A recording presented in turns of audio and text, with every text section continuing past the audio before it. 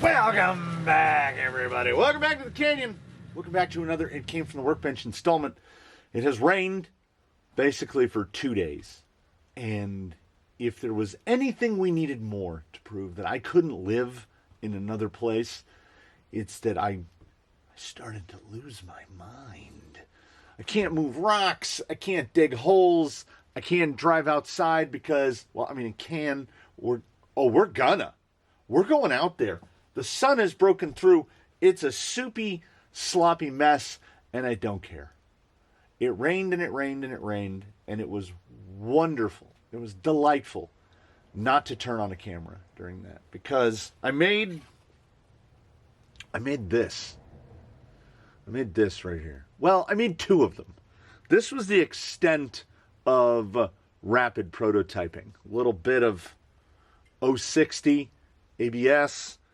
Started off with the initial cut and was like, nope, you got your lines wrong. Made another one. Fetched myself a big chunk of Disneyland aluminum.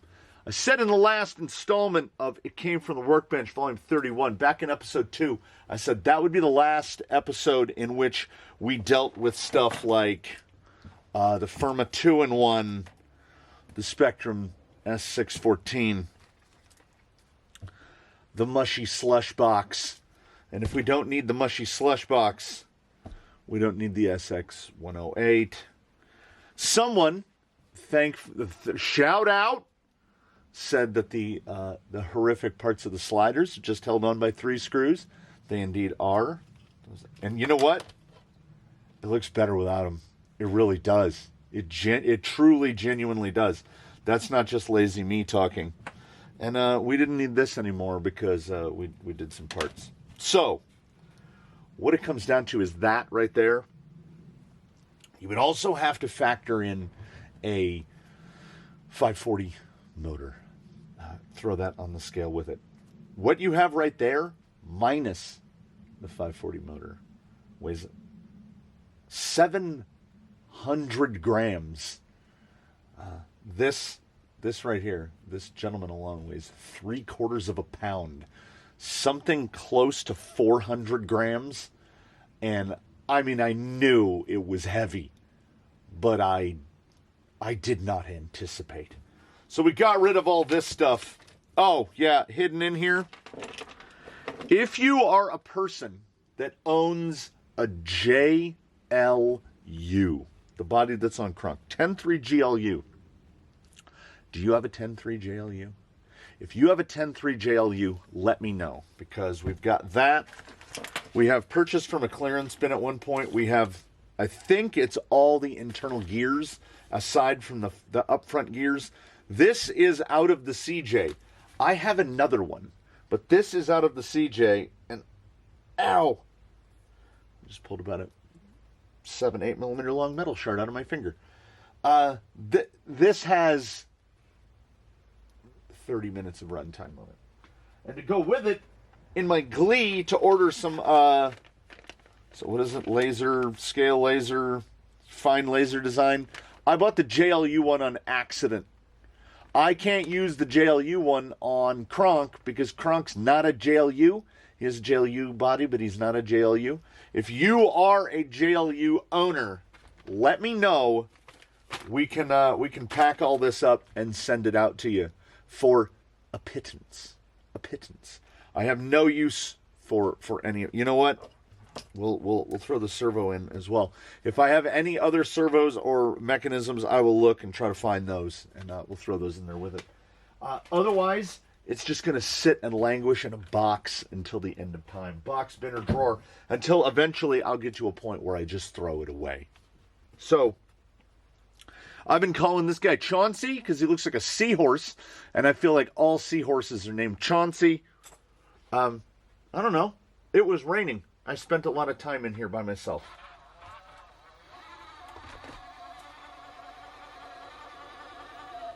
We should talk about the important stuff first, right? We should talk about the important stuff. What? It's out back, yo. Yeah. We're going to talk about all kinds of things today. It's my show, right? G-Made has got that new Spider coming out, which is I mean, this. It's this. And I think it well and truly is this, because it's a GS02F, which is what Buffalo Bill is. And I have said very similar in the gearbox thing. Motor placement, the overly complicated hugeness of it. It just doesn't have dig. Basically what they did is they took a GS02F, they just stretched the rear end out so that the rear axles, they stretched it by like 25 or 30 millimeters. They just shot it straight back, which is like the cheapest and easiest way to move skid forward. The skid is definitely forward now, but that's a trail rig. So it has some small changes done to it. I don't understand how that thing is supposed to be a rock crawler. Someone that had mentioned it either in an email, comments, Instagram, something about the Spider was like, they never show it crawling rocks. And I think there might be something to that. It's $369 for the kit, which I would have to order from Asia. And I'm like, I already have a GS02F. I'm kind of interested in the body. They've come out with a new shock for it. The tire, the MT1905s is what I'm most interested in. I cannot imagine the Spider being an absolute rock crawler, because the Spider is very, very similar to this. And this thing is a sacrifice for vanity. I showed you sitting atop Susan a moment ago, that pile of parts that weighed over 700 grams, not including the motor. We shed that, and I had said that when we went to this phase, we were going to take off about 500 grams. And we did that for sure. 8.57 pounds the last time you saw him. He now weighs 7.51, and that's with the driver. We did a canyon change while you were gone. We deleted the external portion of the sliders, and beadlock screws. The 3mm beadlock screws fit perfectly in the holes, and I just put regular non-locking nuts on the back. Just nuts. And you know what? It makes me want to go around and replace all these button heads with silver hardware, and then boom, bam, bip, bash. We're good to go. Deeps. We have replaced the offset with just Injorda deeps, which actually narrowed it in a little bit, about 2 millimeters per side off of the hubs that I had before. Now there's a ton of thread. There's 6-7 millimeters of thread, and I hate axial hexes because they're stamped and they fit really tight. You have to do the whoosh shimmy to get your wheels off. So I want to order just some aluminum or brass, doesn't matter, like 8 millimeter hexes, so be about 3-4 millimeters wider. Just push them out a little. We don't seem to have any clearance issues whatsoever. I honestly now I believe this vehicle should have had wide offset wheels to begin with. Like the ones that came on it were far, far too narrow. These don't even stick out as much. If you look at a picture of like a restored vintage CJ, the inner lip of the tire is usually parallel with the fender. So these don't even stick out as much as like the real thing does. While I was mentioning the Spider, on the promo page for the Spider, they say fits 7-inch figures. This is G.I. Joe's new line. Someone, again, in the comments, somebody said I need to put a Ripper figure in there. It was a little too on the nose. I feel like this guy's got a real, he's got a little John Rob Holmes look to him, a little bit. A little grizzled John Holmes in there. This is a 6-inch figure, which is what the line of G.I. Joes are. There's 80 plus of them. Pretty much every G.I. Joe you can remember from your childhood. And if you shop smart, shop S-Smart. This guy was like $11. You can find one for $24.99 is where they are, unless they're sought after. Like the OG Snake Eyes, the all-black outfit Snake Eyes, is like $48. But if you dig around, they got the twins. I almost got the twins, Tomax and Zaymot, and put one on each side. They were like $9 a piece. But then I saw this guy, and I was like, he's so grizzled. And G.I. Joe's now, he's grabbing the steering wheel with one hand and the grab bar with the other. You'll notice the Spider says fits 7-inch figures. Yeah, I had to re-drill holes in the Lexan and scooch his seat forward. Because, and now, I mean, his feet are on the pedals. His foot is on the gas pedal. So he looks passable, but he looks a little small. Yeah, a 7-inch figure would probably be the fit, but 7-inch figures aren't nearly as common or inexpensive as picking up an $11 G.I. Joe to throw in there, and they do not weigh that much. So we went from 8.57 to 7.51 after putting the driver in, because we made a pair of Chaunceys and we deleted the mush box. We'll see if we can do this without unplugging. Oh, easily. And there it is. There it is, and there you have it. Let me just play. Hey, Amazon. What is it? Amazon clone of the Creeper T. So we've got the Creeper T, we've got the T case, we've got the forward motor mount, which I just hacked and bodged. I barely measured. This is, of course, the famous Disneyland aluminum. You will notice that there are 2 sets of holes. I had it marked out by eyeball. I mounted it. It was up so high. Well, it was up 10 millimeters higher than it is now. I said, what did you do? Why is it so high? So Chauncey could be significantly smaller. The little S at the bottom is so that we can get this screw in. Oh, I haven't been using the tool. It's so that you can get this screw in. I use a ball end, but if you used an L wrench, they would go in just as well. Did I make a trace or a template so that I can reproduce this part? You absolutely 100% know that I did not. Those are one-off pieces, and if I was going to do it again, I would start over. Like, it fits, and this just happens to be dang near the perfect width. Actually, it's a system. You have to loosen the bolts for the shock towers so that the front end opens up a little. Bolt these in and then tighten the shock towers back down. So it is definitely a chassis brace. The most difficult part about the entire sequence of making it was this drive shaft, because I should have clocked the motor back. There's plenty of room. We have no clearance issue between. This guy should be clocked at like 20 degrees or so to put a more straight line here, because I tried a number of different options. And because it has to be so short, 55 millimeters eye to eye, because this has to be so short, if you're pondering, what is that? What is the origin of that part that you have made? That is 2 Traxxas / drive shafts. So we've got a male half and a female half, and then I used the little nifty Traxxas tool to pop off the ends.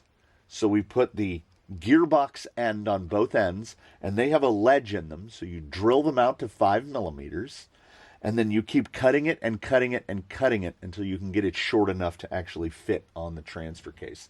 And the transfer case is raised. I raised the transfer case up about 5 millimeters on the adapter plate, which I already had. Shout out to JP Wirt, who has sent in several things. From the forward motor mount conversions for 10.3, this part was just a straight bolt on. And it happened to line this T case and these drive shafts, I kid you not, line up almost perfectly. Like, very nearly perfectly. And I didn't do nothing. That ain't me. I sat down ready to make that adapter plate and then remembered I've got one. And you'll notice the battery flipped to this side because I wanted to keep the wiring tucked on this side, opposite side. Keep everything tucked over here. And there's still something binding, or there's something going on in the suspension, because you would think 3S 2200, motor over here, and then on this side we have servo, electronics, and T-case. The suspension naturally rests a little bit driver's side down. So we lost a pound, mostly due to that gearbox, and it genuinely feels lighter. It is still crazy to me that, oh yes, and Flash Hobby 60 kg 8.4 volt. I feel like we're getting up to where we've have tried or are in the process of trying all of the flavors of Flash Hobby servos. I've tried the 45 receiver powered, the 50 kg and receiver powered and direct powered, the 58 kg receiver powered, the 60 kg and receiver powered and direct powered.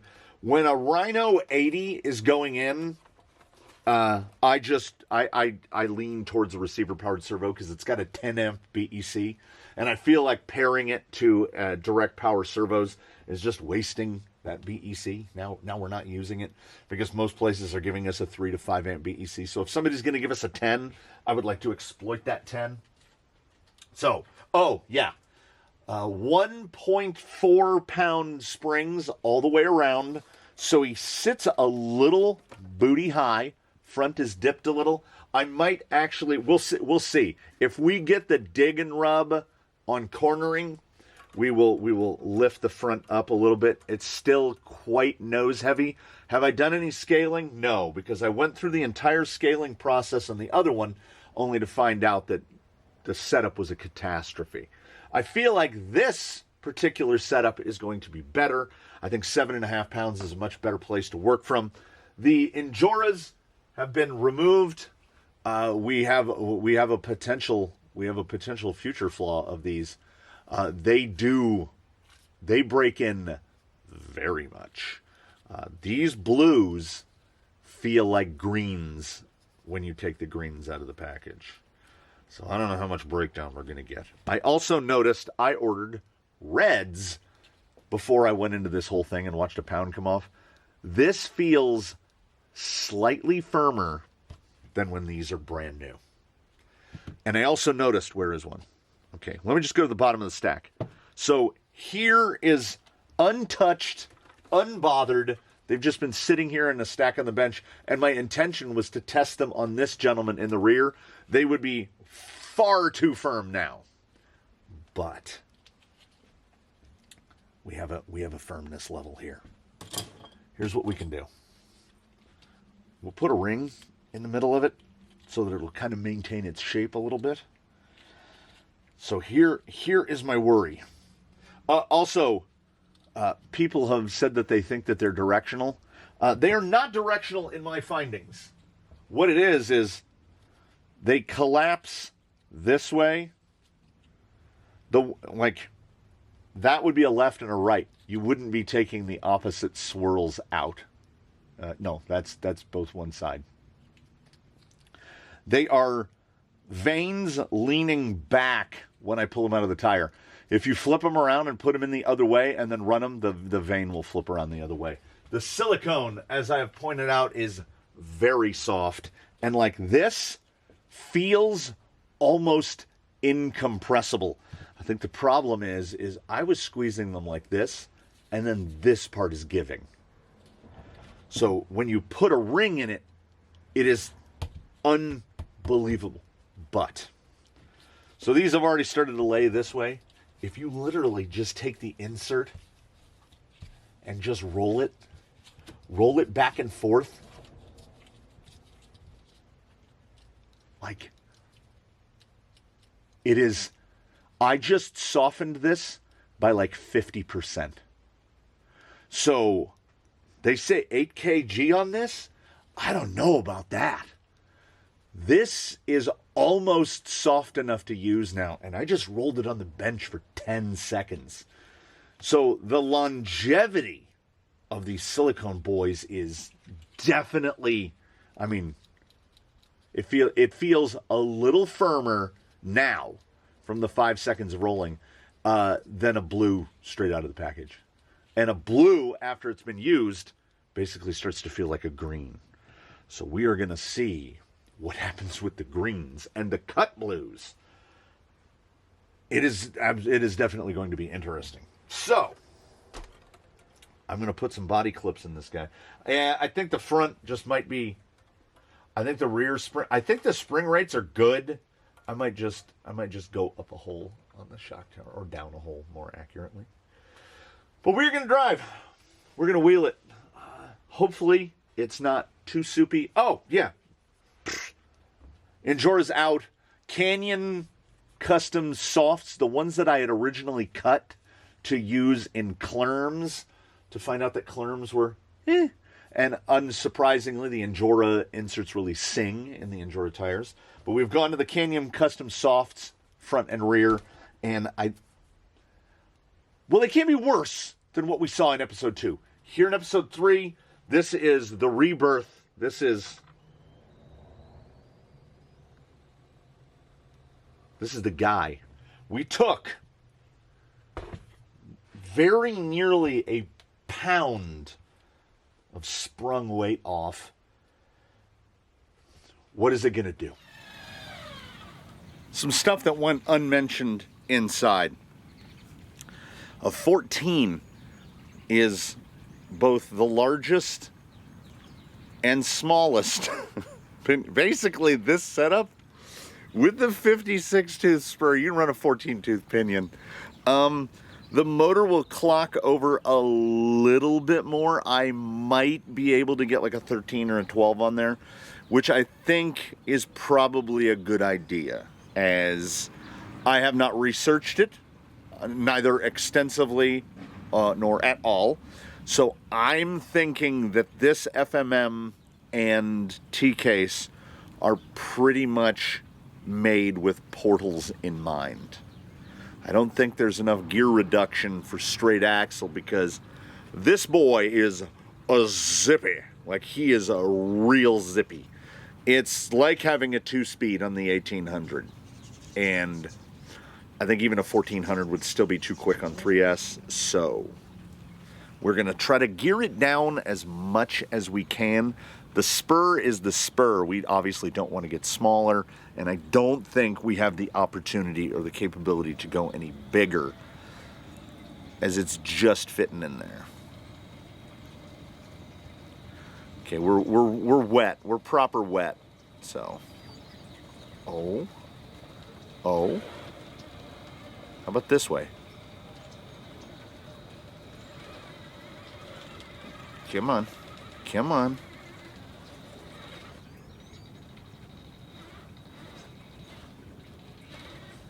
We got quite a bit of push, but it is very wet. We've got a click going.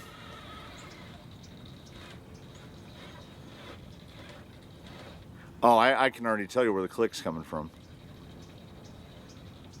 The click, yeah, there it is.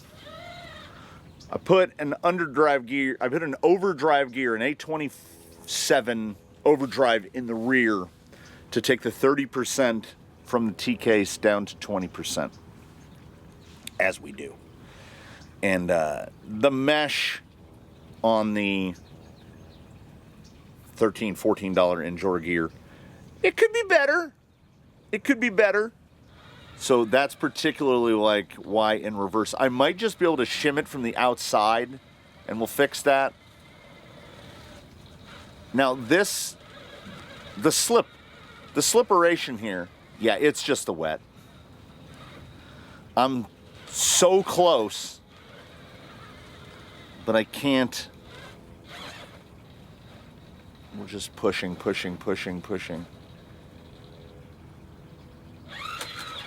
Yeah, and in reverse we got a real cruncher. Yeah, I don't think we're gonna make it. But unlike installment 2, where everything felt bad, now it's the opposite of that. Everything feels pretty good.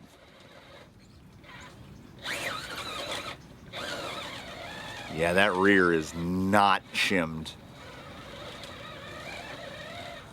Honestly, I don't think I put a shim on it.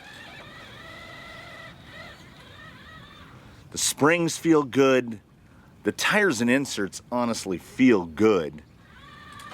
And, you know, we've seen instances like this where rigs will suffer on slick rock, and then they get into any other situation. They're like, look, I can do this.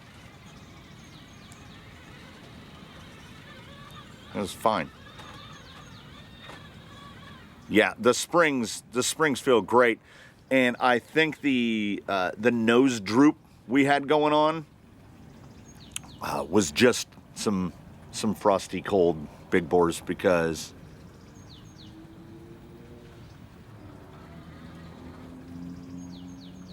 we got drag brake. We do not have a lot of gear reduction, but well, let's see. Let's just get right here. Yeah. I'm eyeballing that front tire. Is it rolling? Is that moving? Or are we just gravity sliding? Yeah, it feels so good. It feels super. This is the best it's felt by a lot. Ooh, let's get up there again. There we go. Listen to. Oh. That's that rear gear. But when I say everything feels better, I genuinely mean it. This thing probably rolled 15 times in the last installment. Ooh, we're gonna hope that rear gear is just. No, I'm not gonna stop now and fix it. We're gonna fix it, but it does sound not great. Come on, Toyos. Come on, Toyos. Like right here, on the inserts that were in here in episode 2, as soon as we got to that point right there, straight over. Oh, there you'll also get another click. Those springs that are in there fit very tightly on both the shock and the spring cup. Yeah, get it, boy, get it. Oh, yeah. And you get a little noise out of them. Oh, it's so much better. I don't know how well it's translating. Like, it looks like he's having a time. I have said that I can feel some difference when we make a change of a few hundred grams. And we have definitely made a change here of a few hundred grams. I know that the T-case and motor mount for this alone are like 80 grams. So what replaced the gearbox? We'll throw that drive shaft in there and say it's between 110 and 120 grams, and we replaced a gearbox that weighed almost 400. So that is the biggest change. I feel it in every aspect of the handling. I'm staying in this right here to see if we can get enough grip to rock the side over.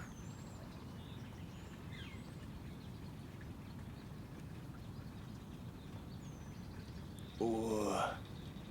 The surface is very wet. The tires are very wet. We are asking a lot. Oh, that sounded like snapping sticks. Oh yeah, when he finds purchase though, it is transformed from the last time. Oh, man.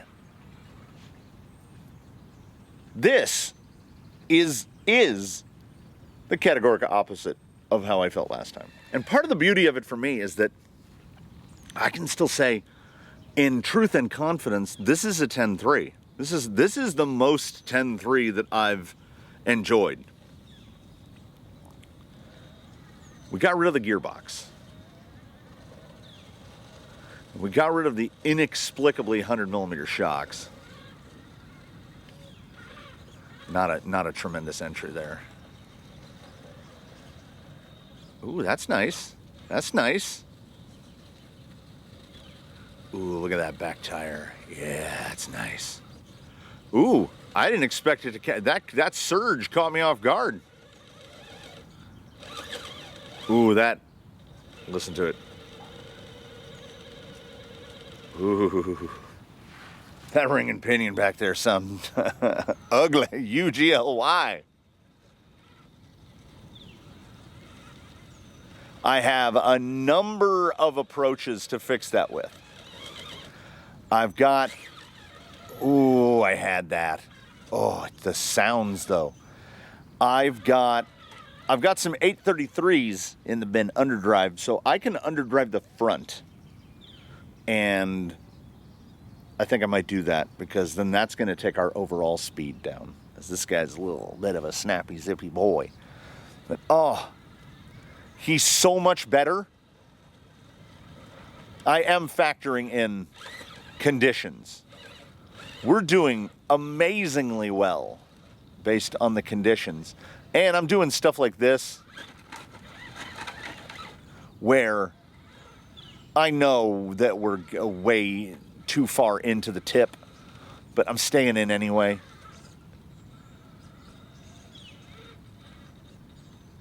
Yeah, that's not going to end well for anybody. But the fact that it's holding right there.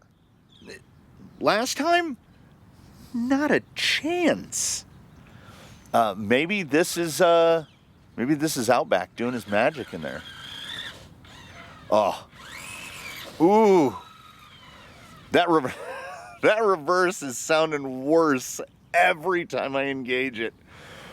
I'm thinking the plan now is throw an underdrive in the front, take the 830 out of the front and just put it in the rear, and then put the 833 in the front, which will take me down to a total of 20%, 21% rear underdrive. And underdriving the front will also help slow us down overall. I think that's probably the way to go.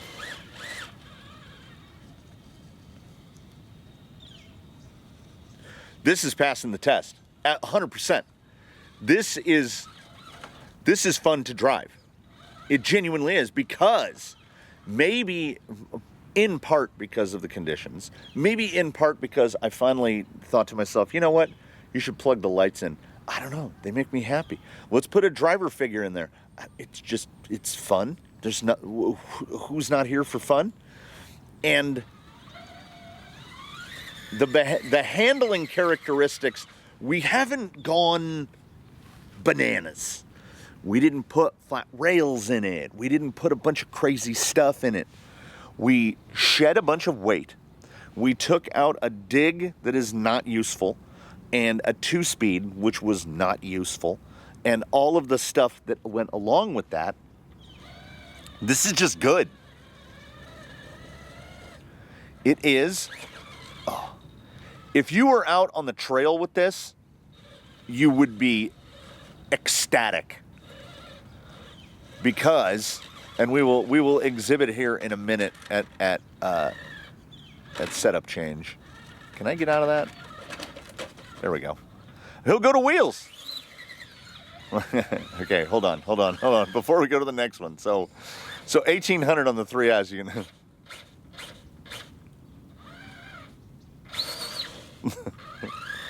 It's not so fast that it's just outright unusable. It's just the way I tend to gear things and the way I tend to set things up.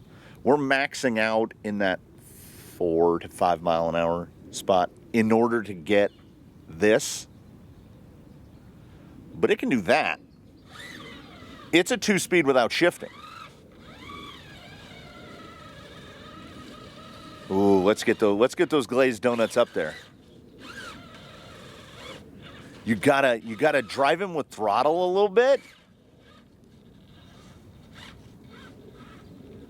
Those R20s, I resisted those Rhino crawler. It's R20. They got the R12 and the R20. The R20 is the new one with the back iron, and I've been loving those longer, the 3532s and the 3542s, primarily because they're cheap. These motors are like $60. There's way more torque in these motors, way more torque, and they're tiny little baby small.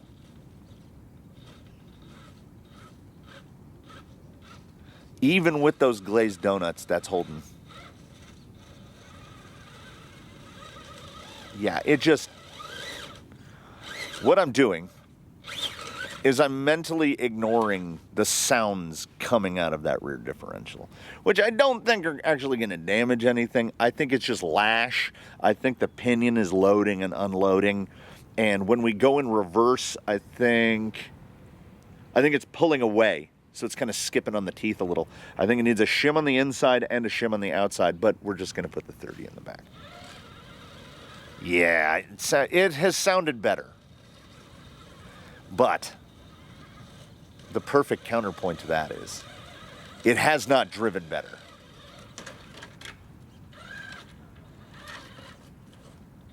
I can self-write. There was no way this thing was self-writing before. Can you hear it? And that's a drive shaft. Did we pull the Traxxas drive shaft apart? Did we break it? What?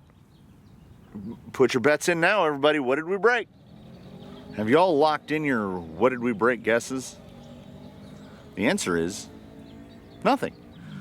Today's field repair brought to you by ancient Traxxas slash parts. There are no new components installed between the forward motor mount and the T-case. Those parts were tired to the point of should be retired before they were cut up to make the upper drive shaft for this. The front motor mount needs to be angled to get that angle out of that, because the way that those drive shafts work, it's a ball with 4 prongs that comes out of it, and the 2 yokes just pop on. So the one at the T-case end, it just popped out. The drive shaft bound up under too much throttle at that angle, and it popped apart. So you stick your hands in there. If you have the nifty difty Traxxas drive shaft tool, it's much easier. I just did it by hand, just popped it back together.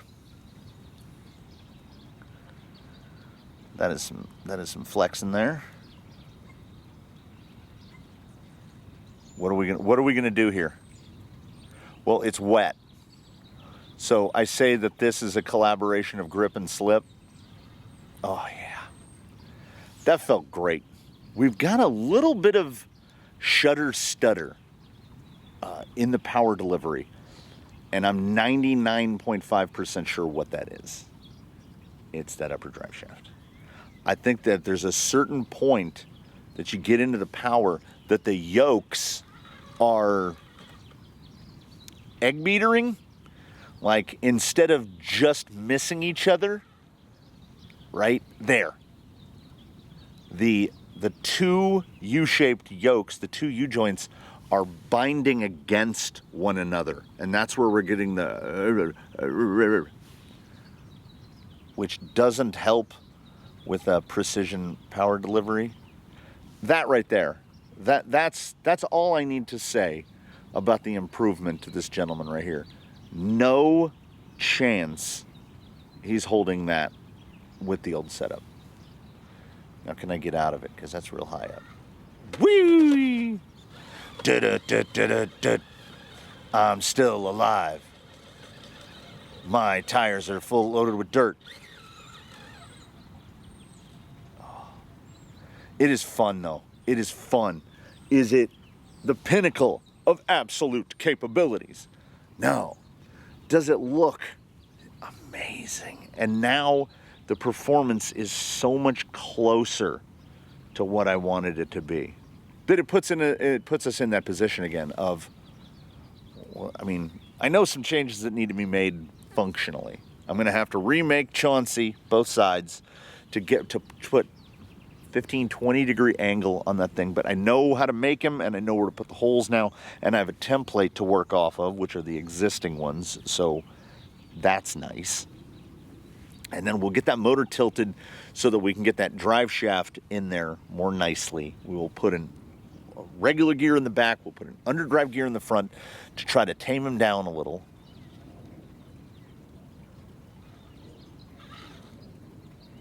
Ooh, that's real light. There we go. And I don't know. He's honestly feeling really good. I'm a big fan of this servo, by the way. This servo is doing the thing. So I'd like to take this opportunity to thank you for coming out and joining us here in the canyon on a very mushy morning where it looks like, honestly, it looks like the clouds gave up just long enough for us to come out here and shoot some stuff. I am desperately afraid to give it too many beans, as now I know we've got the drive shaft angle, upper drive shaft angle, in concert with that rear ring gear, which is not happy. And then he says it, and then immediately, hey, there's a thing we can do. So I hope you had a good time. I had a good time. I feel like Joe here had a good time. I knew it was going to be a transformative thing, getting rid of that gearbox, but yeah, there's that drive shaft.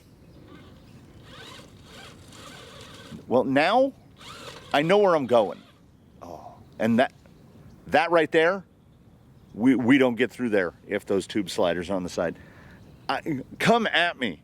Anybody who doesn't think that it looks better with those tubes taken off on the sides. Just the straight side looks so much better. And now that I know about that upper drive shaft, I feel it all the time. Those little hesitations, I was like, what are those little hesitations? Well, it's that. I am going to clean the tires off here. Oh, that rear sounds worse than the upper shaft. So we've got some stuff to deal with, right? But we know what need be done, I think, mostly. And I have watercolor painted myself into a corner here. I'm just gonna do it. You know, we do the drive out of frame here at the close, where I invite you one and all, in between now and when we meet again, to do your very best to have a good one, everybody. I ask you to do all the usual things, like look at links and like and subscribe, the yadas and the yada yadas, all of that. And then we drive out of frame, and I just got the tires cleaned off, and I was going to carry it back in because I've got to send them on the bench, blow them off with there. But you know what? Tradition. Oh, I haven't even set up cruise control, have I? No. Brand new model. Oh well, yeah. I had to put him on an RC4 because we took the Firma thing out. So that everything that happened improved the experience. Not having to deal with that radio anymore, going to a radio that actually works, going to a speed control that works, and a motor that's really nice. And yeah, we done good. And I will fix those things about which I previously spoke. And then we will meet up again, and we will see what we hath wrought. So, I've already told you the things that you should do and could do and would do and might do. And now I'm going to say, I'm going to depart. We're going to go our separate ways. And Joe and I will go and clean up the mess we've made. And we'll see you all again very soon. And in between now and then, we'll miss you very much. So, lead your life to the best of your ability. And we will see you all next time. Oh, he's so good. He's so good.